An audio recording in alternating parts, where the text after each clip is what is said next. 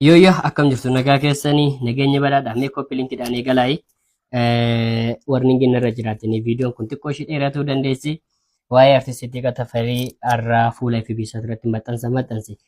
Amma danda'ame mee waan jechuu barbaade waliin ilaalla koppii linkii tolcha. Maxxansichi akkas jedha. Caba jedha. Nurraa cabsuttis cabus, cabsee cabus, caba nu oolchee cabus. Nama nuuf cabee, caba nuuf cabee, caalaa cabni isaa caba nutti cabsaniitu. Caba biraa cabaa irratti cabaa godhee naafesse. Kan nu cabse barbaachatti kan nuuf cabe meeqa cabsinee.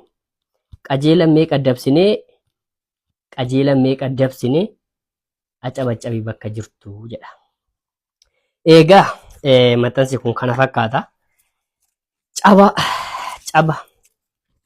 Wannummaan caba jedhu kuni mee amma danda'ametti ilaalla. Cabni hunda caalatti nu naafesse isa kami?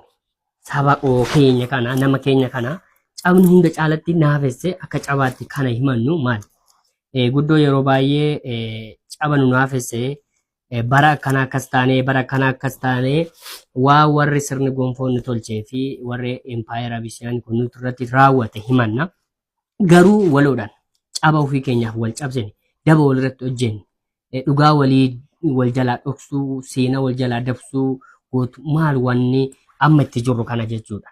Olola akka warri Abashaa kun seenaa hin jirre himatu nu hedduutti baay'inaan tolfamaa oolaa jechuudha.